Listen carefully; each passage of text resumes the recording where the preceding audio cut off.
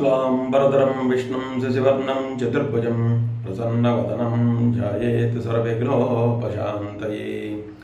आपदापहर्तारं दातारं सर्वसम्पदां लोकाभिरामं श्रीरामं भूयो भूयो नमाम्यहम्। कूजन्तं राम रामेति मधुरं मधुराक्षरम् आरुह्य कविताशाखं वन्दे वाल्मीकिकोकिलम्। అందరికీ నమస్కారం. మా తల్లిదండ్రుల నమస్కారాలు, మా గురు అందరి నమస్కారాలు. ఈరోజు రామాయణం అయోధ్యాకాండలో రెండో భాగం తెలుసుకుంటున్నాం. అయితే ఈ మొదటి భాగంలో రామాయణంలో అయోధ్యావాసులంతా కూడా అందరూ కూడా ఈ దశరథ మహారాజు యొక్క పిలుపు మేరకు అందరూ కూడా ఈ స్వామి అయోధ్యారాజు యొక్క కొలులోకి ప్రవేశించారు. సామంతరాజులందరూ కూడా ప్రవేశించారు. అయోధ్యారాముని యొక్క మాటలు విని, దశరథ మహారాజు యొక్క మాటలు విని అందరూ కూడా రావడం జరిగింది. అయితే అక్కడ దశరథ మహారాజు, మహర్షులు, వశిష్ఠాది మహర్షులు అందరూ కూడా ఆసీనులే కూర్చున్నారు. అక్కడ అప్పుడు కూర్చున్నప్పుడు ఆయన చెప్పే మాటలు ఏంటంటే, దశరథ మహారాజు అంటున్నట్ట, అత రాజ్ఞో బభూవైవం వృద్ధస్య చిరజీవనః ప్రీతిరేషా కథం రామో రాజస్యాన్మయ జీవతి. అక్కడున్నటువంటి ఈ రాముడు, ఈ దశరథ మహారాజు వారందరినీ కూడా కూర్చోబెట్టిన తర్వాత ఆ దశరథ మహారాజు ఏమంటున్నాడు అంటే,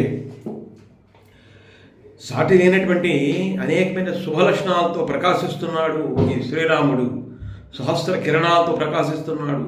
సర్వజనులను కూడా ఆయన ఆదరిస్తున్నాడు. అటువంటి శత్రు భయంకరుడైనటువంటి ఈ దశరథ మహారాజు ఇలా ఆలోచిస్తున్నట్ట.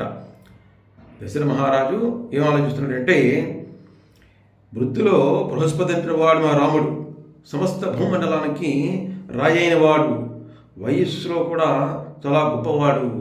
అటువంటి అయినటువంటి ఈయన ఈ రాముడు నా కుమారుడు చాలా గొప్పవాడు అని ఆలోచిస్తూ ఆయన ఏమంటున్నాడంటే, నేను ఎంతవరకు కూడా ఎన్నో అనుభవాలను పొందాను, స్వర్గ సుఖాలను పొందాను. మరి మహీమహమిమాం కృష్ణాం అధితిష్టం తమాత్మజం.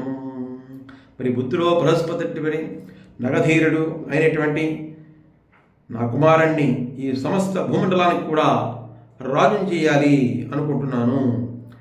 జిత ఇంతవరకు కూడా నా వయస్సును చూచారు, ఎన్నో అనుభవాలు పొందాను, ఎంతో చక్కగా పరిపాలించాను. మా పూర్వీకుల యొక్క ఆలోచనలతోటి వాళ్ళు అనుసరిస్తూ కూడా స్వర్గ సుఖాలనే పొందాను అని చెప్పి ఆయన చెప్తున్నాడు. ఇంకా తం సమీక్ష మహారాజో యుక్తం సముదితై శుభై నిశ్చిత్య సచివై సార్థం యువరాజం అనన్యత. మరి శుభలక్షణ సంపన్నమైన నా కుమారుని చూచి దశరథ మహారాజు మంత్రులతోటి సమాలోచన చేస్తున్నట్ట. సమాలోచన చేసి ఈ శ్రీరాముణ్ణి యువరాజు చేయడానికి నిశ్చయించుకున్నాను అనే సామంతరాజుతోటి ఆయన చెప్పడం జరిగింది. పంచచక్షేచ మేధావి శరీరాత్మోజరాం. ఇంకా ఏం చెప్తున్నట్టే, తన శరీరంపై ప్రభావం చూపుతున్నటువంటి ఈ ముసలతనాన్ని గురించి ప్రజ్ఞాశాలని దశరథ మహారాజు అక్కడ మంత్రులందరితో ప్రస్తావన చేస్తున్నట్ట. నేను ఇప్పటికే చాలా పెద్దవాడయ్యాను, ముసలితనం వచ్చేసింది, మరి ఇంకా నేను ఎంతకాలం పరిపాలించగలను, కొన్ని వేల సంవత్సరాల నుంచి పరిపాలిస్తున్నాను ఈ రాజ్యాన్ని అని చెప్పి ఆయన చెప్పడం జరిగింట. నానా నగర వాస్తవ్యాం పృథగజాన సదానపి సమానినాయ మే దివ్యాః ప్రదావాన్ పృథివీపతీన్. జిత మహారాజు వివిధ నగర ప్రజలందరినీ కూడా ఆయా ప్రదేశాల నుంచి జానపదులని, మరి దేశాల నుంచి కూడా ప్రముఖులని, సామంతరాజులని అందరినీ కూడా ఆయన రప్పించడం జరిగింది. అందరికీ కూడా వర్తమానం పంపించాడు ఆయన. మరి అలాగే ఈ భరత యొక్క మాతామహుడైనటువంటి ఈ కేకయ్య ప్రభువు మరి పిలిపింపు లేదు, మరి చాలా కంగారు పడుతూ ఉన్నాడనమాట. ఈ రకంగా జరుగుతూ ఉంది. సామంతరాజులను కూడా పిలిపించడం జరిగింది. అలాగే మధురమైన కంఠస్వరంతో దశరథుడు ఈ సామంతరాజుల వారిని ఉద్దేశించి ఇలా చెప్తున్నాడు అనమాట. మా పెద్దలు వేసిన బాటలో ఇంతవరకు నేను అనుసరిస్తూ యథాశక్తి జాగరూకతతో ఈ రాజ్యాన్ని రక్షిస్తూ ఉన్నాను అని చెప్పడం జరిగింది. సుమారుగా 60,000 సంవత్సరాల నుంచి నేను ఈ రాజ్యాన్ని పరిపాలిస్తున్నాను అని చెప్పడం జరిగింది. మరి ఇక జీర్ణదశకు చేరినటువంటి నేను ఈ రాజ్యం విశ్రాంతి తీసుకుందాం అనుకుంటున్నాను అని చెప్పడం జరిగింది. మరి ఆంతరంగ కలిగినటువంటి బ్రాహ్మణోత్తరులందరికీ కూడా అనుమతి తీసుకున్నాడు. ఆయన అనుమతి తీసుకుని ప్రజల శ్రేయస్సు కోరే రాజ్యభారం నా పుత్రికి అప్పచెప్పాలి అని చెప్పి ఆయన అనుకున్నాడు. ధార్మికుల్లో శ్రేష్ఠుడు నరోత్తముడైనటువంటి ఆ శ్రీరాముడిని పుష్యమీ నక్షత్రం అయిపోయినటువంటి సుముహూర్తంలో యువరాజు పట్టాభిషేకం చేయాలి అని చెప్పి ఆ దశరథ మహారాజు కోరుకున్నాడు. మరి అలాగే సామంతరాజు కూడా చాలా సంతోషించారు. ఈ వార్తలు చెప్పగానే సామంతరాలు చాలా సంతోషించారు. వర్షించుతున్నటువంటి మేఘాన్ని చూసి క్రీంకారం చేసినట్టు నెమళ్ళలాగే వీళ్ళందరూ కూడా చాలా సంతోషపడ్డారట. దశరథుడు అభినందించారట. మహారాజా చాలా మంచి పని చేస్తున్నావు అని చెప్పడం జరిగింది. వశిష్ఠాది బ్రాహ్మణులు, సామంతరాజులు, జానపదులు, పురప్రముఖులు ఇలా అందరూ కూడా ఈ సభలో పాల్గొని వాళ్ళందరూ కూడా వాళ్ళ సంతోషాన్ని వ్యక్తం చేశారు. మరి తమ నిర్ణయాన్ని దశరథ మహారాజుకి వీళ్ళందరూ కూడా తెలియజేయడం జరిగింది. యువరాజు పట్టాభిషేకం చేయడం మాకంత సంతోషమే జత, మేము చాలా సంతోషంగా ఉన్నాము. అయోధ్యకి రాముడిని యువరాజ్యం ఎంత సంతోషంగా ఉన్నాము అని చెప్పగలిగింది. నా కుమారుడు ఎందుకు యువరాజు అవ్వాలనుకుంటున్నారు మీరు కూడా చెప్పండి అని కూడా ఆయన దశరథ మహారాజు వాళ్ళని అడగడం జరిగింది. బహవో నృప కళ్యాణ గుణా పుత్రస్య సంతితే. మరి నా అభిప్రాయం చెప్పాను నేను, నా కొడుకును యువరాజ్యం చేద్దాం అనుకున్నాను అని చెప్పి మీరందరూ చాలా సంతోషంగా ఉంది అని చెప్తున్నారు కదా. మరి మీకు ఎందుకు సంతోషం కలుగుతోంది?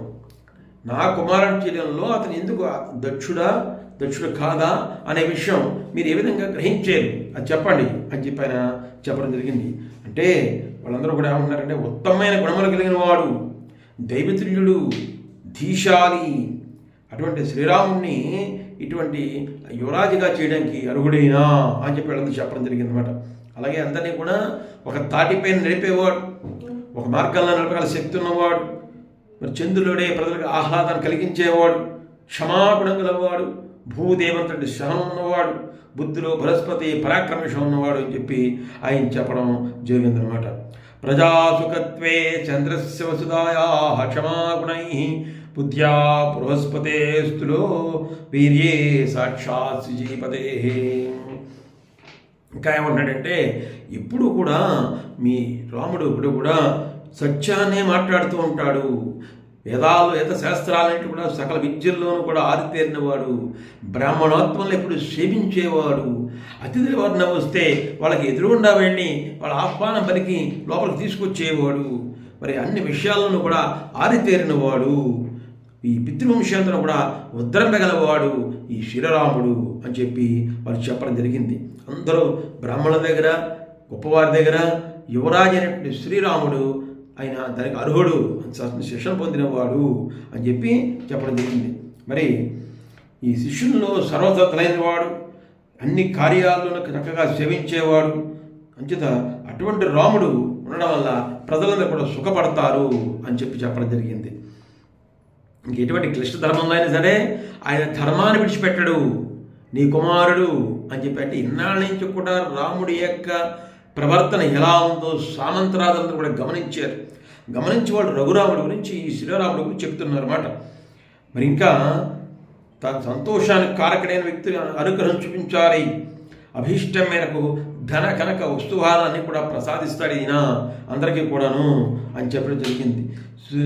సూర్యుడు సహస్ర కిరణాలతో ఎలా ప్రకాశిస్తున్నాడో శ్రీరాముడు కూడా యువరాజు అయితే ఎలా ప్రకాశిస్తాడు అని చెప్పి చెప్పడం జరిగింది. మరి శ్రీరాముడిని ప్రజలందరూ కూడా తమ ప్రభుగా కోరుకుంటున్నారు అని ప్రజల యొక్క వాక్యాన్ని కూడా సామంతరాజులందు చెప్పడం జరిగింది. మరి పుత్రుడు అంటే పున్నామరకు రక్షించేవాడని చెప్తారు కదా, అటువంటి మంచి గుణముల వాడు, అటువంటి కుమారుని కన్నావు అని అదృష్టం అది ఓ దశ మహారాజా అని సామంతులందరూ కూడా చెప్పడం జరిగింది అన్నమాట.